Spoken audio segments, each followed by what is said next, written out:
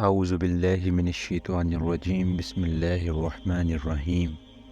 اے محمد، ان سے پوچھو کہ ہم اللہ کو چھوڑ کر ان کو پکاریں جو نہ ہمیں نفع دے سکتے ہیں نہ نقصان، اور جب کہ اللہ ہمیں سیدھا راستہ دکھا چکا ہے تو کیا اب ہم الٹے پاؤں پھر جائیں؟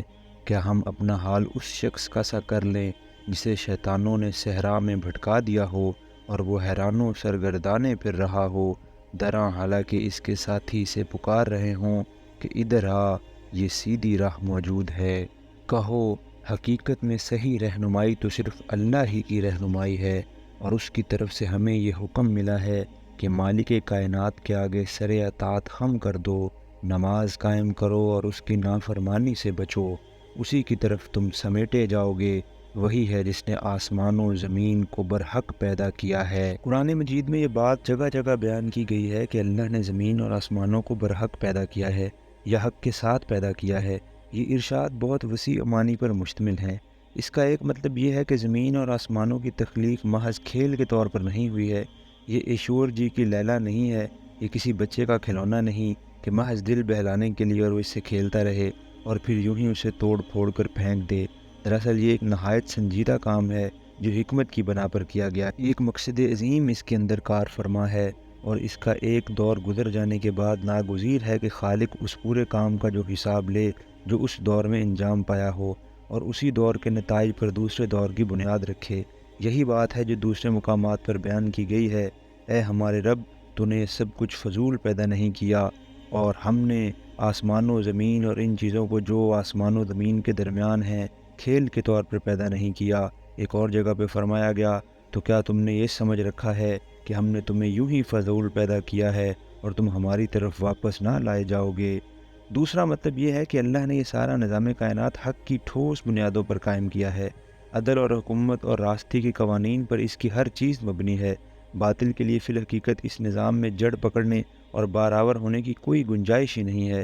یہ اور بات ہے کہ اللہ باطل پرستوں کو موقع دے دے کہ وہ اگر اپنے جھوٹ اور ظلم اور ناراستی کو فروغ دینا چاہتے ہیں تو اپنی کوشش کر دیکھیں، لیکن آخر کار زمین میں باطل کے ہر بیج کو اگل کر پھینک دے گی، اور آخری فرد حساب میں ہر باطل پرست دیکھ لے گا کہ جو کوششیں اس نے شجر خبیث کی کاشت اور آبیاری میں صرف کیں وہ سب ضائع ہو گئیں۔ تیسرا مطلب یہ ہے کہ خدا نے اس ساری کائنات کو بر بنائے حق پیدا کیا ہے، اور اپنے ذاتی حق کی بنا پر ہی وہ اس پر فرما روائی کر رہا ہے۔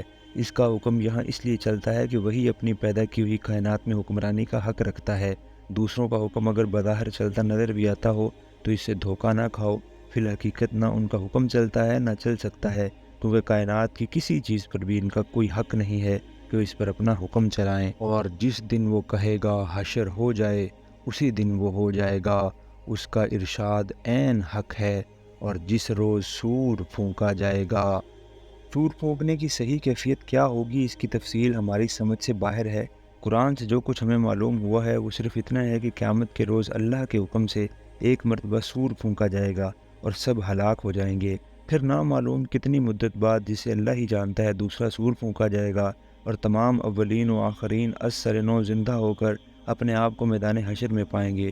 پہلے سور پر سارا نظام کائنات درہم برہم ہوگا، اور دوسرے سور پر ایک دوسرا نظام نئی صورت اور نئے قوانین کے ساتھ قائم ہو جائے گا۔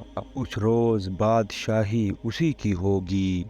یہ مطلب نہیں ہے کہ آج بادشاہی اس کی نہیں ہے، بلکہ مطلب یہ ہے کہ اس روز جب پردہ اٹھایا جائے گا اور حقیقت بالکل سامنے آ جائے گی تو معلوم ہو جائے گا کہ وہ سب جو با اختیار نظر آتے تھے یا سمجھے جاتے تھے بالکل بے اختیار ہیں، اور بادشاہی کے سارے اختیارات اسی ایک خدا کے لیے ہیں جس نے کائنات کو پیدا کیا ہے۔ وہ غیب اور شہادت ہر چیز کا عالم ہے اور دانا اور باخبر ہے۔ غیب سے مراد وہ سب کچھ جو مخلوق سے پوشیدہ ہے، اور شہادت سے مراد وہ سب کچھ جو مخلوقات کے لیے ظاہر و معلوم ہے۔ ابراہیم کا واقعہ یاد کرو، جب کہ اس نے اپنے باپ آزر سے کہا تھا، کیا تو بتوں کو خدا بناتا ہے؟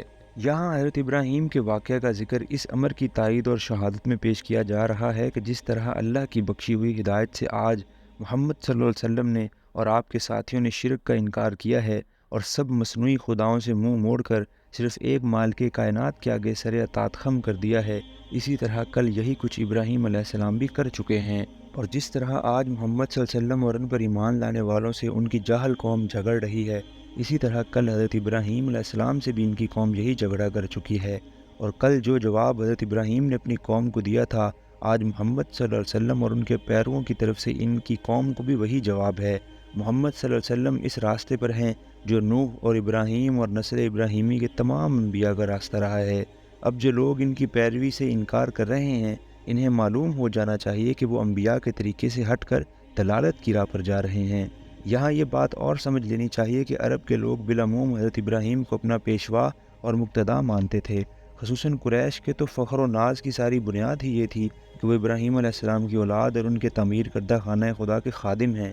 اس لیے ان کے سامنے حضرت ابراہیم کے عقیدہ توحید کا اور شرک سے ان کے انکار اور مشرک قوم سے ان کی نزاع کا ذکر کرنے کے معنی یہ تھے کہ قریش کا سارا سرمایہ فخر و ناز اور کفار عرب کا اپنے مشرکانہ دین پر سارا اطمینان ان سے چھین لیا جائے، اور ان پر ثابت کر دیا جائے کہ آج مسلمان اس مقام پر ہیں جس پر حضرت ابراہیم تھے، اور تمہاری حیثیت وہ ہے جو حضرت ابراہیم سے لڑنے والی جاہل قوم کی تھی۔ یہ بالکل ایسا ہی ہے جیسے کوئی شیخ عبد القادر جیلانی کے مقتدیوں اور قادری نسب پیر دادوں کے سامنے حضرت شیخ کی اصل تعلیمات اور ان کی زندگی کے واقعات پیش کر کے یہ ثابت کر دے کہ جن بزرگ کے تم نام لیوا ہو، تمہارا اپنا طریقہ ان کے بالکل خلاف ہے، اور تم نے آج انہی گمراہ لوگوں کی حیثیت اختیار کر لی ہے جن کے خلاف تمہارے مقتدیٰ تمام عمر جہاد کرتے رہے۔ ابراہیم نے کہا، میں تو تجھے اور تیری قوم کو کھلی گمراہی میں پاتا ہوں۔ ابراہیم کو ہم اسی طرح زمین اور آسمان کا نظام سلطنت دکھاتے تھے، یعنی جس طرح تم لوگوں کے سامنے آثار کائنات نمایاں ہیں اور اللہ کی نشانیاں تمہیں دکھائی جا رہی ہیں، اسی طرح ابراہیم کے سامنے بھی یہی آثار تھے اور یہی نشانیاں تھیں، مگر تم لوگ انہیں دیکھنے پر بھی اندھوں کی طرح کچھ نہیں دیکھتے، اور ابراہیم نے انہیں آنکھیں کھول کر دیکھا۔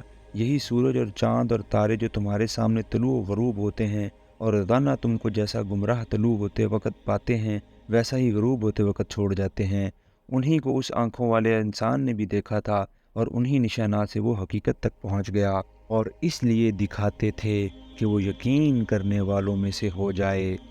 اس مقام کو اور قرآن کے ان دوسرے مقامات کو جہاں حضرت ابراہیم سے ان کی قوم کی نزاع کا ذکر آیا ہے، اچھی طرح سمجھنے کے لیے ضروری ہے کہ حضرت ابراہیم کی قوم کے مذہبی و تمدنی حالات پر ایک نظر ڈال لی جائے۔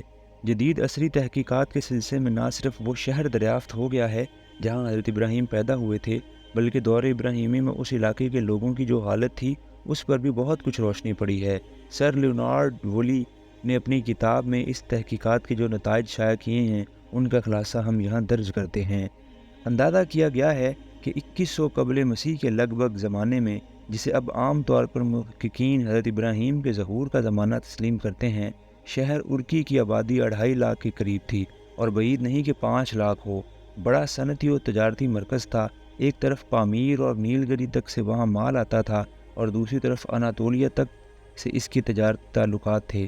جس ریاست کا یہ صدر مقام تھا، اس کے حدود موجودہ حکومت عراق سے شمال میں کچھ کم اور مغرب میں کچھ زیادہ تھے۔ ملک کی آبادی بیشتر صنعت و تجارت پیشہ تھی۔ اس عہد کی جو تحریرات آثار قدیمہ کے کھنڈروں میں دستیاب ہوئی ہے، ان سے معلوم ہوتا ہے کہ زندگی میں ان لوگوں کا نقطہ نظر خالص مادہ پرستانہ تھا۔ دولت کمانا اور زیادہ سے زیادہ آسائش فراہم کرنا ان کا سب سے بڑا مقصد حیات تھا۔ سود خواری کثرت سے پھیلی ہوئی تھی، سخت کاروباری قسم کے لوگ تھے، ہر ایک دوسرے کو شک کی نگاہ سے دیکھتا تھا، اور آپس میں بہت مقدمہ بازیاں ہوتی تھیں۔ اپنے خداؤں سے ان کی دعائیں زیادہ تر درازی عمر، خوشحالی اور کاروبار کی ترقی سے متعلق ہوا کرتی تھیں۔ آبادی 3 طبقوں پر مشتمل تھی۔ امولیو، یہ اونچے طبقے کے لوگ تھے جن میں پجاری، حکومت کے عہدیدار اور فوجی افسر وغیرہ شامل تھے۔ مشکینیوں، یہ تجار، اہل صنعت اور زراعت پیشہ لوگ تھے۔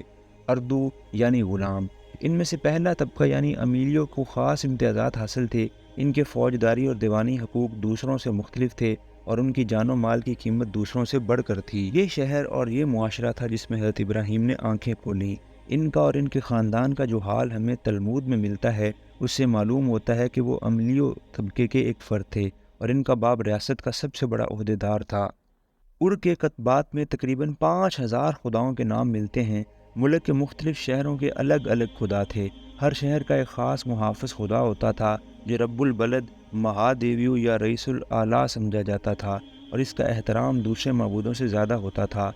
کا رب البلد نار چاند دیوتا تھا، اور اسی مناسبت سے بعد کے لوگوں نے اس شہر کا نام قمرینہ بھی لکھا ہے، دوسرا بڑا شہر لرسا تھا جو بعد میں ار کے بجائے مرکزی سلطنت ہوا، اور اس کا رب البلد شماش سورج دیوتا تھا۔ ان بڑے خداؤں کے ماتحت بہت سے چھوٹے خدا بھی تھے جو زیادہ تر آسمانی تاروں اور سیاروں میں سے اور کم تر زمین سے منتخب کیے گئے تھے، اور لوگ اپنی مختلف فروعی ضروریات ان سے متعلق سمجھتے تھے۔ ان آسمانی اور زمینی دیوتاؤں اور دیویوں کی شبیہیں بتوں کی شکل میں بنا لی گئی تھیں، اور تمام مراسم عبادت انہی کے آگے بجا لائے جاتے تھے۔ ننار کا بت ار میں سب سے اونچی پہاڑی پر ایک عالیشان عمارت میں نصب تھا۔ اس کے قریب ننار کی بیوی ننگل کا معبد تھا۔ ننار کے معبد کی شان ایک شاہی محل سرا کی سی تھی۔ اس کی خوابگاہ میں روزانہ رات کو ایک پجارن جا کر اس کی دلہن بنتی تھی۔ مندر میں بکثرت عورتیں دیوتا کے نام پر وقف تھیں، اور ان کی حیثیت دیوا دیسیوں کی سی تھی۔ وہ عورت بڑی معزز خیال کی جاتی تھی جو خدا کے نام پر اپنی بکارت قربان کر دے۔ کم از کم ایک مرتبہ اپنے آپ کو راہ خدا میں کسی اجنبی کے حوالے کرنا عورت کے لیے ذریعہ نجات خیال کیا جاتا تھا۔ اب یہ بیان کرنا کچھ ضروری نہیں کہ اس میں مذہبی کعبہ گری سے مستفید ہونے والے زیادہ تر پجاری حضرات ہی ہوتے تھے۔ نار محض دیوتا ہی نہ تھا بلکہ ملک کا سب سے بڑا زمیندار، سب سے بڑا تاجر، سب سے بڑا کارخانہ دار اور ملک کی سیاسی زندگی کا سب سے بڑا حاکم بھی تھا۔ بکثرت باغ، مکانات اور زمینیں اس مندر کے لیے وقف تھیں۔ اس جائیداد کی آمدنی کے علاوہ کسان، زمیندار، تجار سب ہر قسم کے غلے، دودھ، سونا، کپڑا اور دوسری چیزیں لا کر مندر میں نظر بھی کرتے تھے، جنہیں وصول کرنے کے لیے مندر میں ایک بہت بڑا سٹاف موجود تھا۔ بہت سے کارخانے مندر کے ماتحت قائم تھے۔ تجارتی کاروبار بھی بہت بڑے پیمانے پر مندر کی طرف سے ہوتا تھا۔ یہ سب کام دیوتا کی نیابت میں پجاری ہی انجام دیتے تھے۔ پھر ملک کی سب سے بڑی عدالت مندر ہی میں تھی۔ پجاری اس کے جج تھے اور اس کے فیصلے خدا کے فیصلے سمجھے جاتے تھے۔ خود شاہی خاندان کی حاکمیت بھی ننار ہی سے ماخوذ تھی۔ اصل بادشاہ ننار تھا اور فرما روائے ملک اس کی طرف سے حکومت کرتا تھا۔ اس تعلق سے بادشاہ خود بھی معبودوں میں شامل ہو جاتا تھا اور خداؤں کے مانند اس کی پرستش کی جاتی تھی۔ ار کا شاہی خاندان جو حضرت ابراہیم کے زمانے میں حکمران تھا، اس کے بانی اول کا نام ارنمو تھا، جس نے 2300 قبل مسیح میں ایک وسیع سلطنت قائم کی تھی۔ اس کے حدود مملکت مشرق میں سوسا سے لے کر مغرب میں لبنان تک پھیلے ہوئے تھے۔ اسی سے اس خاندان کو نمو کا نام ملا جو عربی میں جا کر نمرود ہو گیا۔ حضرت ابراہیم علیہ السلام کی ہجرت کے بعد اس خاندان اور اس قوم پر مسلسل تباہی نازل ہونی شروع ہوئی۔ پہلے اعلامیوں نے ار کو تباہ کیا اور نمرود کو ننار کے بت سمیت پکڑ لے گئے۔ پھر لرسا میں ایک اعلامی حکومت قائم ہوئی جس کے ماتحت ار کا علاقہ غلام کی حیثیت سے رہا۔ آخرکار ایک عربی نسل خاندان کے ماتحت بابل نے زور پکڑا اور لرسا اور ار دونوں کے زیر حکم ہو گئے۔ ان تباہیوں نے ننار کے ساتھ ار کے لوگوں کا عقیدہ متنزل کر دیا کیونکہ وہ ان کی حفاظت نہ کر سکا۔ تعین کے ساتھ نہیں کہا جا سکتا کہ بعد کے ادوار میں حضرت ابراہیم کی تعلیمات کا اثر اس ملک کے لوگوں نے کہاں تک قبول کیا، لیکن 1910 قبل مسیح میں بابل کے بادشاہ حمورابی نے جو قوانین مرتب کیے تھے وہ شہادت دیتے ہیں کہ بالواسطہ یا بلا واسطہ ان کی تدوین میں مشکات نبوت سے حاصل کی ہوئی روشنی کس حد تک ضرور کار فرما تھی۔ قوانین کا مفصل کتبہ 1902 بعد مسیح میں ایک فرانسیسی مفتش آثار قدیمہ کو ملا اور اس کا انگریزی ترجمہ CHW جان نے 1903 بعد مسیح میں the oldest code of law کے نام سے شائع کیا۔ اس ضابطۂ قوانین کے بہت سے اصول اور فروعی موسوبی شریعت سے مشابہت رکھتے ہیں۔ یہ اب تک کی عصری تحقیقات کے نتائج اگر صحیح ہیں تو ان سے یہ بات بالکل واضح ہو جاتی ہے کہ حضرت ابراہیم کی قوم میں شرک محض ایک مذہبی عقیدہ اور بت پرستانہ عبادات کا مجموعہ ہی نہ تھا، بلکہ در حقیقت اس قوم کی پوری معاشی، تمدنی، سیاسی اور معاشرتی زندگی کا نظام اسی عقیدے پر مبنی تھا۔ اس کے مقابلے میں حضرت ابراہیم توحید کی جو دعوت لے کر اٹھے تھے، اس کا اثر صرف بتوں کی پرستش ہی پر نہ پڑتا تھا بلکہ شاہی خاندان کی معبودیت اور حاکمیت، پجاریوں اور اونچے طبقوں کی معاشرتی، معاشی اور سیاسی حیثیت اور پورے ملک کی اجتماعی زندگی اس کے زد میں آئی جاتی تھی۔ ان کی دعوت کو قبول کرنے کے معنی یہ تھے کہ نیچے سے اوپر تک ساری سوسائٹی کی عمارت ادھیڑ ڈالی جائے اور اسے از سر نو توحید الہ کی بنیاد پر تعمیر کیا جائے۔ اسی لیے حضرت ابراہیم علیہ السلام کی آواز بلند ہوتے ہی عوام اور خواص، پجاری اور نمرود سب کے سب بیک وقت اس کو دبانے کے لیے کھڑے ہو گئے۔ چنانچہ جب رات اس پر طاری ہوئی تو اس نے ایک تارا دیکھا، کہا یہ میرا رب ہے، مگر جب وہ ڈوب گیا تو بولا ڈوب جانے والوں کا تو میں گرویدہ نہیں ہوں۔ پھر جب چاند چمکتا نظر آیا تو کہا یہ ہے میرا رب، مگر جب وہ بھی ڈوب گیا تو کہا اگر میرے رب نے میری رہنمائی نہ کی ہوتی تو میں بھی گمراہ لوگوں میں شامل ہو گیا ہوتا۔ پھر جب سورج کو روشن دیکھا تو کہا یہ ہے میرا رب، یہ سب سے بڑا ہے، مگر جب وہ بھی ڈوبا تو ابراہیم پکار اٹھا اے برادران قوم، میں ان سب سے بیزار ہوں جنہیں تم خدا کا شریک ٹھہراتے ہو۔ یہاں حضرت ابراہیم کے اس ابتدائی تفکر کی کیفیت بیان کی گئی ہے جو منصب نبوت پر سرفراز ہونے سے پہلے ان کے لیے حقیقت تک پہنچنے کا ذریعہ بنا۔ اس میں بتایا گیا ہے کہ ایک صحیح الدماغ اور سلیم النظر انسان جس نے سراسر شرک کے ماحول میں آنکھیں کھولی تھیں اور جسے توحید کی تعلیم کہیں سے حاصل نہ ہو سکتی تھی، کس طرح آثار کائنات کا مشاہدہ کر کے اور ان پر غور و فکر اور ان سے صحیح استدلال کر کے امر حق معلوم کرنے میں کامیاب ہو گیا۔ اوپر قوم ابراہیم کے جو حالات بیان کیے گئے ہیں، ان پر ایک نظر ڈالنے سے یہ معلوم ہو جاتا ہے کہ حضرت ابراہیم نے جب ہوش سنبھالا تھا تو ان کے گرد و پیش ہر طرف چاند، سورج اور تاروں کی خدائی کے ڈنکے بج رہے تھے۔ اس لیے قدرتی طور پر حضرت ابراہیم کی جستجوئے حقیقت کا آغاز اسی سوال سے ہونا چاہیے تھا کہ کیا فی الواقع ان میں سے کوئی رب ہو سکتا ہے؟ اسی مرکزی سوال پر انہوں نے غور و فکر کیا اور آخرکار اپنی قوم کے سارے خداؤں کو ایک اٹل قانون کے تحت غلاموں کی طرح گردش کرتے دیکھ کر وہ اس نتیجے پر پہنچ گئے کہ جن جن کے رب ہونے کا دعویٰ کیا جاتا ہے ان میں سے کسی کے اندر بھی ربوبیت کا شائبہ تک نہیں ہے۔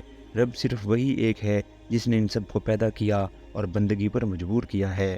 اس قصے کے الفاظ سے عام طور پر لوگوں کے ذہن میں ایک شبہ پیدا ہوتا ہے جو ارشاد ہوا ہے کہ جب رات طاری ہوئی تو اس نے ایک تارا دیکھا، اور جب وہ ڈوب گیا تو یہ کہا پھر چاند دیکھا، اور جب وہ ڈوب گیا تو یہ کہا پھر سورج دیکھا، اور جب وہ بھی ڈوب گیا تو یہ کہا۔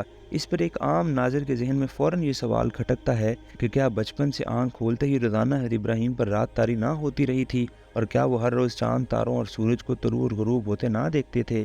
ظاہر ہے کہ یہ غور و فکر تو انہوں نے سن رشد کو پہنچنے کے بعد ہی کیا ہوگا۔ پھر یہ قصہ اس طرح کیوں بیان کیا گیا ہے کہ جب رات ہوئی تو یہ دیکھا اور دن نکلا تو یہ دیکھا؟ گویا اس خاص واقعے سے پہلے انہیں یہ چیزیں دیکھنے کا اتفاق نہ ہوا تھا، حالانکہ ایسا ہونا صریحاً مستبد ہے۔ یہ شبہ بعض لوگوں کے لیے اس قدر ناقابل حل بن گیا کہ اسے دفع کرنے کی کوئی صورت انہیں اس کے سوا نظر نہ آئی کہ حضرت ابراہیم کی پیدائش اور پرورش کے متعلق ایک غیر معمولی قصہ تصنیف کریں۔ چنانچہ بیان کیا جاتا ہے کہ حضرت ابراہیم کی پیدائش اور پرورش ایک غار میں ہوئی تھی جہاں سن رشد کو پہنچنے تک وہ چاند، تاروں اور سورج کے مشاہدے سے محروم رکھے گئے تھے۔ حالانکہ بات بالکل صاف ہے اور اس کو سمجھنے کے لیے اس نوعیت کی کسی داستان کی ضرورت نہیں ہے۔ نیوٹن کے متعلق مشہور ہے کہ اس نے باغ میں ایک سیب کو درخت سے گرتے دیکھا، اور اس سے اس کا ذہن اچانک اس سوال کی طرف متوجہ ہو گیا کہ اشیاء آخر زمین ہی پر کیوں گرا کرتی ہیں۔ یہاں تک کہ غور کرتے کرتے وہ قانون جذب و کشش کے استنباط تک پہنچ گیا۔ سوال پیدا ہوتا ہے کہ کیا اس واقعے سے پہلے نیوٹن نے کبھی کوئی چیز زمین پر گرتے نہیں دیکھی تھی؟ ظاہر ہے کہ ضرور دیکھی ہوگی اور بارہا دیکھی ہوگی۔ پھر کیا وجہ ہے کہ اسی خاص تاریخ کو سیب گرنے کے مشاہدے سے نیوٹن کے ذہن میں وہ حرکت پیدا ہوئی جو اس سے پہلے وہ روزمرہ کے ایسے سینکڑوں مشاہدات سے نہ ہوئی تھی؟ اس کا جواب اگر کچھ ہو سکتا ہے تو یہی کہ غور و فکر کرنے والا ذہن ہمیشہ ایک طرح کے مشاہدات سے ایک ہی طرح متاثر نہیں ہوا کرتا۔ بارہا ایسا ہوتا ہے کہ آدمی ایک چیز کو ہمیشہ دیکھتا رہتا ہے اور اس کے ذہن میں کوئی حرکت پیدا نہیں ہوتی، مگر ایک وقت اسی چیز کو دیکھ کر یک ذہن میں ایک کھٹک پیدا ہو جاتی ہے جس سے فکر کی قوتیں ایک خاص مضمون کی طرف کام کرنے لگتی ہیں، یا پہلے سے کسی سوال کا تحقیق میں ذہن الجھ رہا ہوتا ہے اور یک روزمرہ ہی کے مشاہدات میں سے کسی ایک چیز پر نظر پڑتے ہی کا وہ سرا ہاتھ لگ جاتا ہے جس سے ساری الجھنیں سلجھتی چلی جاتی ہیں۔ ایسا ہی معاملہ حضرت ابراہیم کے ساتھ بھی پیش آیا۔ راتیں روز آتی تھیں اور گزر جاتی تھیں، سورج اور چاند اور تارے سبھی آنکھوں کے سامنے ڈوبتے اور ابھرتے رہتے تھے، لیکن وہ ایک خاص دن تھا جب ایک تارے کے مشاہدے نے ان کے ذہن کو اس راہ پر ڈال دیا جس سے بلاخر وہ توحید الہی کی مرکزی حقیقت تک پہنچ کر رہے۔ ممکن ہے کہ حضرت ابراہیم کا ذہن پہلے سے اس سوال پر غور کر رہا ہو کہ جن عقائد پر ساری قوم کا نظام زندگی چل رہا ہے ان میں سے کس حد تک صداقت ہے، اور پھر ایک تارا یک سامنے آ کر کشودِ کار کے لیے کلید بن گیا ہو۔ اور یہ بھی ممکن ہے کہ تارے کی مشاہدے ہی سے ذہنی حرکت کی ابتدا ہوئی ہو۔ اس سلسلے میں ایک اور سوال بھی پیدا ہوتا ہے، اور وہ یہ ہے کہ جب حضرت ابراہیم نے تارے کو دیکھ کر کہا یہ میرا رب ہے، اور جب چاند اور سورج کو دیکھ کر انہیں اپنا رب کہا، تو کیا اس وقت عارضی طور پر ہی صحیح وہ شرک میں مبتلا نہ ہو گئے تھے؟ اس کا جواب یہ ہے کہ ایک طالب حق اپنے جستجو کی راہ میں سفر کرتے ہوئے بیچ کی جن منزلوں پر غور و فکر کے لیے ٹھہرتا ہے، اصل اعتبار ان منزلوں کا نہیں ہوتا، بلکہ اصل اعتبار اس سمت کا ہوتا ہے جس پر وہ پیش قدمی کر رہا ہے، اور اس آخری مقام کا ہوتا ہے جہاں پہنچ کر وہ قیام کرتا ہے۔ بیچ کی منزلیں ہر جویائے حق کے لیے ناگزیر ہیں، ان پر ٹھہرنا بسلسلہ طلب و جستجو ہوتا ہے نہ کہ بصورت فیصلہ۔ اصلاً یہ ٹھہراؤ سوالی اور استفہامی ہوا کرتا ہے، نہ کہ حکمی۔ طالب جب ان میں سے کسی منزل پر رک کر کہتا ہے کہ ایسا ہے تو دراصل یہ اس کی آخری رائے نہیں ہوتی، بلکہ اس کا مطلب یہ ہوتا ہے ایسا ہے، اور تحقیق اور اس کا جواب نفی میں پا کر وہ آگے بڑھ جاتا ہے۔ اس لیے یہ خیال کرنا بالکل غلط ہے کہ اثنائے راہ میں جہاں جہاں وہ ٹھہرتا رہا وہاں وہ عارضی طور پر کفر یا شرک میں مبتلا رہا، اور ابراہیم نے کہا میں نے تو یکسو ہو کر اپنا رخ اسی ہستی کی طرف کر لیا جس نے زمین اور آسمانوں کو پیدا کیا ہے، اور میں ہرگز شرک کرنے والوں میں سے نہیں ہوں۔ اس کی قوم اس سے جھگڑنے لگی تو اس نے قوم سے کہا کیا تم لوگ اللہ کے معاملے میں مجھ سے جھگڑتے ہو، حالانکہ اس نے مجھے راہ راست دکھا دی ہے، اور میں تمہارے ٹھہرائے ہوئے شریکوں سے نہیں ڈرتا۔ ہاں اگر میرا رب کچھ چاہے تو وہ ضرور ہو سکتا ہے، میرے رب کا علم ہر چیز پر چھایا ہوا ہے، پھر کیا تم ہوش میں نہ آؤ گے؟ اصل میں لفظ تذکر استعمال ہوا ہے، جس کا صحیح مفہوم یہ ہے کہ ایک شخص نے جو غفلت اور بھلاوے میں پڑا ہوا ہو وہ چون کر اس چیز کو یاد کر لے جس سے وہ غافل تھا۔ اس لیے ہم نے افلا تتذکرون کا یہ ترجمہ کیا ہے۔ حضرت ابراہیم کا ارشاد کا مطلب یہ تھا کہ تم جو کچھ کر رہے ہو تمہارا اصلی و حقیقی رب اس سے بے خبر نہیں ہے، اس کا علم ساری چیزوں پر وسیع ہے، پھر کیا اس حقیقت سے واقف ہو کر بھی تمہیں ہوش نہ آئے گا؟ اور آخر میں تمہارے ٹھہرائے ہوئے شریکوں سے کیسے ڈروں جبکہ تم اللہ کے ساتھ ان چیزوں کو خدائی میں شریک بناتے ہوئے نہیں ڈرتے جن کے لیے اس نے تم پر کوئی سند نازل نہیں کی ہے۔ ہم دونوں فریقوں میں سے کون زیادہ بے خوفی و اطمینانی کا مستحق ہے؟ بتاؤ اگر تم کچھ علم رکھتے ہو۔ حقیقت میں تو امن انہی کے لیے ہے اور راہ راست پر وہی ہیں جو ایمان لائے اور جنہوں نے اپنے ایمان کو ظلم کے ساتھ آلودہ نہیں کیا۔ یہ پوری تقریر اس بات پر شاہد ہے کہ وہ قوم اللہ فاطر السماوات والارض کی ہستی کی منکر نہ تھی، بلکہ اس کا اصلی جرم اللہ کے ساتھ دوسروں کو خدائی صفات اور خداوندانہ حقوق میں شریک قرار دینا تھا۔ اول تو حضرت ابراہیم خود ہی فرما رہے ہیں کہ تم اللہ کے ساتھ دوسری چیزوں کو شریک کرتے ہو۔ دوسرے جس طرح آپ ان لوگوں کا خطاب کرتے ہوئے اللہ کا ذکر فرماتے ہیں، یہ انداز بیان صرف انہی لوگوں کے مقابلے میں اختیار کیا جا سکتا ہے جو اللہ کے نفس و وجود سے منکر نہ ہوں، لہٰذا ان مفسرین کی رائے درست نہیں ہے جنہوں نے اس مقام پر اور حضرت ابراہیم کے سلسلے میں دوسرے مقامات پر قرآن کے بیانات کی تفسیر اس مفروضے پر کی ہے کہ قوم ابراہیم اللہ کی منکر یا اس سے ناواقف تھی اور صرف اپنے معبودوں ہی کی خدائی کا بالکلیہ مالک سمجھتی تھی۔ آخری آیت میں جو فکرہ ہے کہ جنہوں نے اپنے ایمان کو ظلم کے ساتھ آلودہ نہیں کیا، اس میں لفظ ظلم سے بعض صحابہ کو غلط فہمی ہوئی تھی کہ شاید اس سے مراد موصیت ہے، لیکن نبی صلی اللہ علیہ وسلم نے خود تصریح فرما دی کہ دراصل یہاں ظلم سے مراد شرک ہے، لہٰذا اس آیت کا مطلب یہ ہوا کہ جو لوگ اللہ کو مانیں اور اپنے اس ماننے کو کسی مشرکانہ عقیدہ و عمل سے آلودہ نہ کریں، امن صرف انہی کے لیے ہے اور وہی راہ راست پر ہیں۔ اس موقع پر جان لینا بھی دلچسپی سے خالی نہ ہوگا کہ یہ واقعہ جو حضرت ابراہیم کی عظیم الشان پیغمبرانہ زندگی کا نقطہ آغاز ہے، بائبل میں کوئی جگہ نہیں پا سکا ہے، البتہ تلمود میں اس کا ذکر موجود ہے، لیکن اس میں دو باتیں قرآن سے مختلف ہیں۔ ایک یہ کہ وہ حضرت ابراہیم کو جستجوئے حقیقت کو سورج سے شروع کر کے تاروں تک اور پھر خدا تک لے جاتی ہے، دوسرا اس کا بیان یہ ہے کہ حضرت ابراہیم نے جب سورج کو ھذا ربی کہا تو ساتھ ہی اس کی پرستش بھی کر ڈالی، اور اسی طرح چاند کو بھی انہوں نے ھذا ربی کہہ کر اس کی پرستش کی۔ صدق اللہ العظیم۔